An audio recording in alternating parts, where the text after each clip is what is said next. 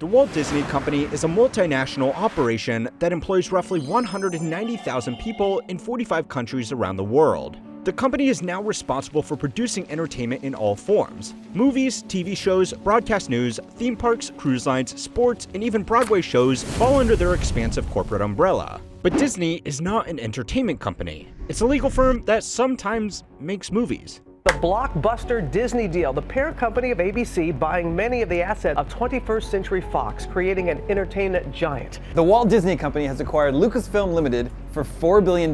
Today, I'm happy to announce that Disney has agreed to acquire Marvel Entertainment. You're not alone in this. The reaction has been pretty surreal. Just a little taste. Phenomenal. Visual masterpiece. It is the biggest movie event of the year. Who knows, maybe ever. Part of the reason for all this excitement and hype is the unprecedented secrecy that surrounded this movie.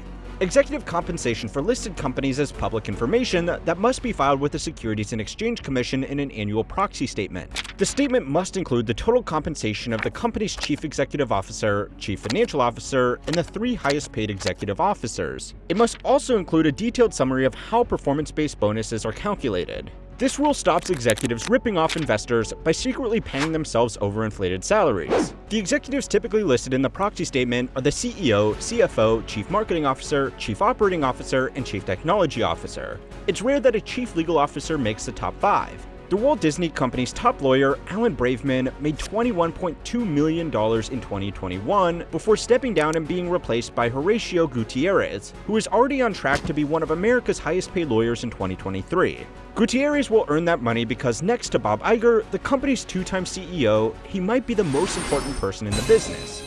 Bob Iger has a pretty stellar reputation in corporate America. The Walt Disney Company is broken down into 2 corporate verticals. The first vertical is their parks, experiences, and products. This side of the operation covers their sole ownership and management of their world-famous American parks in Florida and California, their park in Paris, France, their vacation club timeshares business, the Disney Cruise Line, and their minority ownership stake in the Hong Kong and Shanghai parks. Additionally, the Parks, Experiences, and Product vertical is responsible for licensing branded merchandise with third-party manufacturers like LEGO and Hasbro. The largest licensing agreement they have is for an entire theme park in Japan. Despite outside appearances, Tokyo Disneyland is not owned or operated by the Walt Disney Company. It's actually run by Oriental Land Company that licenses the intellectual property from Disney directly, something that you will soon see as a common trend. Disney's second vertical is what it's best known for: media and entertainment. This arm of the Disney empire handles content creation through its studios and distribution through theaters, TV channels, cable and streaming services, and more licensing. The basic corporate structure looks like this, but Disney Studios down here is actually 7 different studios: Disney Pictures, Walt Disney Animation Studios, Pixar, Marvel, Lucasfilm, 20th Century Fox, and Searchlight Pictures, so this whole complicated mess is just the basic overview. All these departments do something very important, but this one up at the top has provided value to shareholders by being, above all else, a high-end legal firm, and it excels at this job in 3 different ways. The first way is by lobbying, a task that is typically done by legal groups, but something that Disney has done in-house. Since the goal of lobbying is to change laws in favor of the lobbyist or the group that the lobbyist represents, a strong understanding of the legal system is a prerequisite. According to filings to the SEC, Disney reported spending $46,365,000 on lobbying between 2010 and 2021. Disney spent $7,690,000 in 2021 alone on federal lobbying in America exclusively. Disney and its legal team are some of, if not the most effective lobbyists in Washington. The company has successfully expanded protections in copyright law twice, once in 1976 and again in 1998. Both changes extended copyright protections, which directly increased the value of the company's aging portfolio of intellectual property. Since the company makes so much of its revenue from licensing, the best way to secure value for shareholders is to make sure nobody can use their media without paying for it. The 1998 Act extended legal protections to life of the author plus 70 years, and for works of corporate authorship to 120 years after creation or 95 years after publication, meaning that Disney could create a legal monopoly on their works for almost a century. Warren Buffett tells his investors about the importance of a company moat, which is a metaphor for anything that can stop fair competition. Anti-competitive behavior is normally illegal, but there are ways around it. We think in terms of that moat and the ability to keep its width and its impossibility of being crossed as the primary criterion of a great business. Apple Inc., Buffett's largest investment, builds a moat by designing their products to work best with only their products, locking users into an optimized Apple ecosystem. Disney builds this moat by making it illegal to tell the same stories or use the same characters as them. The successful lobbying campaigns that gave us these two laws did more for Disney's value than any movie or franchise it has ever produced. Anybody with a camera can make a movie, but only Disney's legal team could ensure that movies make the company money for long after everybody that made it is dead. So it's time to learn how money works to find out why the Walt Disney Company is a high-end legal team first and an entertainment company second. This week's lesson was sponsored by Babbel, one of the top language learning apps in the world. Its intuitive lessons help you learn a language through real-life conversations. With summer around the corner, I've been thinking about how much I'd love to learn a new language. I've always wanted to speak Spanish fluently, and Babbel is helping me do just that. I remember a funny incident when I tried to ask a girl if she was embarrassed, which is avergonzada in Spanish, but I ended up saying embarazada, which means pregnant. It was a hilarious mix-up, but it made me realize I needed to improve my language skills. That's where Babbel comes in. It's not just about learning words and phrases, it's about understanding how to use them in real-life situations. I've been using Babbel for a few weeks now, and I love how it fits into my daily life. I can do a quick lesson while having my morning coffee or during a lunch break. What I like about Babbel is that the lessons are designed by real language teachers. It's scientifically proven to help you start speaking a new language in just 3 weeks. And the best part? Babbel offers live classes. I got 2 free classes with my subscription. So if you're like me and want to learn a new language this summer, I highly recommend Babbel. And here's the best part. You can get 60% off your subscription. Just use my link in the description. What language would you learn? Let me know in the comments. One of the most important departments in any corporate law firm is M&A. Mergers and acquisition lawyers work with companies buying other companies to make sure that legal due diligence is done. Buying a company is more complicated than buying other assets. Corporate lawyers ensure the purchase contracts are sound, they make sure that the business isn't hiding anything, and on really big deals, they can even work directly with regulators to make sure that the merger or acquisition doesn't violate fair competition. The entire Walt Disney Company structure and its leadership team have been carefully put together to do acquisitions better than anyone else in the business. Fox's board announcing an amended merger agreement with Disney. Disney now paying $10 more per share. Its deal for Fox now worth over $71 billion. Disney operates off narrow margins. The business brought in $82.7 billion in revenue in 2022, but after costs and operating expenses, it was left with a pre-tax profit of just $5.3 billion.